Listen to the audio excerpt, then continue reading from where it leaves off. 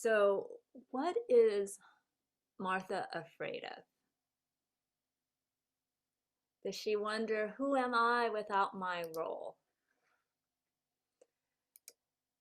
You know, in the first century, women were expected to deliver the most generous hospitality. They were actually the ones who executed hospitality. So, as you saw in our reading from Genesis, even though Abraham is there to welcome his guests, he ends up going to the kitchen to tell Sarah what to bake so that he can pass it along to his guests. So women were in charge of this hospitality, and households would sometimes go beyond their means to be able to provide a generous table. So when Martha heard that Jesus was coming to her home, she probably immediately started cooking. She started her preparations. She probably told the servant to go get the fatted calf. She chose the best vegetables and the best olive oil and brought down the prized cheeses so that she could serve her guests. And she loved Jesus. And this is how she was going to show her love to Jesus, to be a very good hostess. This was her role. Generally, the fulfillment of a role depends on other people fulfilling their roles. So, in order for her to be the best hostess, the hostess with the mostest, then someone had to be gracious guest and someone had to be helpful partner. But today, Martha's role is frustrated because Mary, her sister, is not being helpful partner. And even Jesus is not really playing the role of gracious guest. In fact, she feels she's left to do all the work by herself, and she complains to Jesus. Mary needs to be here in the kitchen helping me, but instead, she's hanging out with you in the next room with all the men. Tell her to come back into the kitchen where women belong. She needs to be helping me.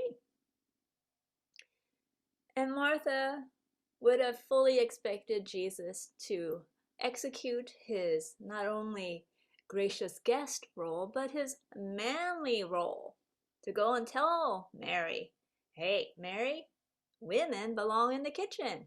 You're not supposed to be here listening to men's work of theology and education. Go and help your sister. But Jesus doesn't play his role, which is to do this work. Instead, Jesus supports Mary. He takes her side. And not only he takes her side on breaking this role as handmaiden to head chef Martha, but breaks the social boundary between men's space and women's space. Mary, we hear in the Gospel of Luke today, sat at Jesus' feet. This means that she was a student, a disciple of Jesus. Luke uses the same phrase in the book of Acts to describe Paul the apostle and how he was tutored at the feet of Gamaliel. So to be at the feet of one's teacher is really to mean being the student of that person, being a disciple. And so today we hear that Mary is at Jesus' feet, which means she was welcomed into an all-male circle in the next room, in men's space, and she was ranked among the disciples because she was willing to learn from Jesus. And so Jesus takes Mary's side. And you can just begin to hear Martha's protest. But, don't you care about me? I'm taking care of all this work by myself.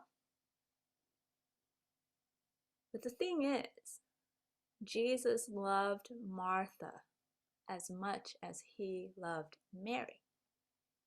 When I hear the words Martha, Martha, I don't hear the chastisement in it. What I hear is, Martha, I love you. Martha, I love you. You're distracted by so many things. You're distracted by your role. But I know who you are. I see you, and I love you. And I will not love you anymore if the meal is better or worse. There are many choices I know you as hostess have to make, like what kind of meat, what kind of table setting, what to drink. But there are other choices here. Who to be with, who to listen to, who to be. So, I'm passing through your house on my way to Jerusalem. Did you read chapter 9 of Luke, where it said I set my face to Jerusalem? I was in Galilee, and now I've traveled down the river Jordan. And in order for me to go to Jerusalem, I'm passing by your home. I'm going to Jerusalem. I'm going to be crucified. Frankly, I don't have a big appetite. What I really need right now is you. I just need your love. I need your company. I need your friendship. I don't really need that much to eat. My only hunger is for you and me.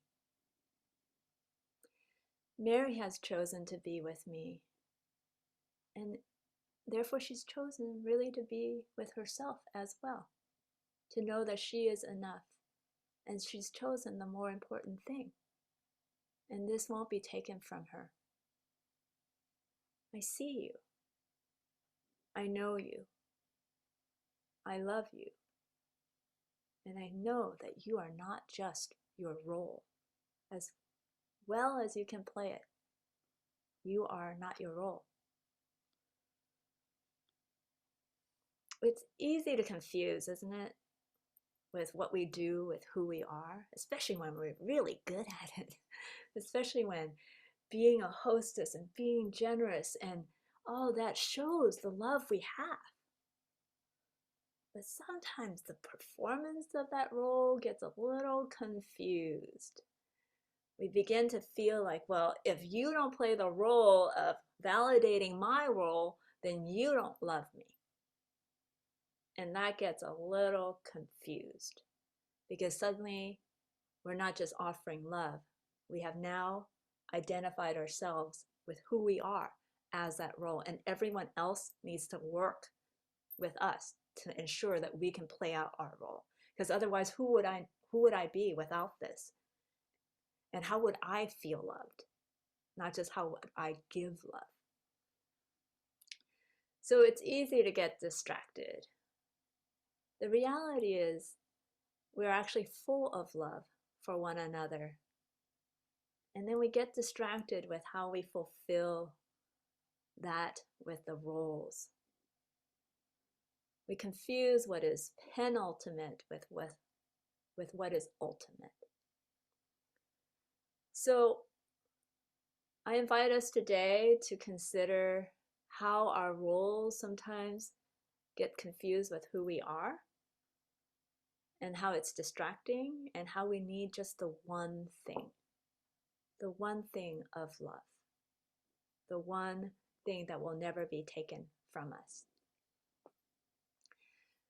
So I imagine that after this conversation, Martha decides that she wants to spend more time with Jesus and less time with preparations. So I think she probably decided on making a pot roast. One thing in one pot, nice and easy. At the 8 o'clock service, I suggested something very controversial. And I suggested that Martha serve the meal on paper plates. And you have no idea the kind of grief I got for it at coffee hour. No way should you ever serve dinner on paper plates, especially pot roast. So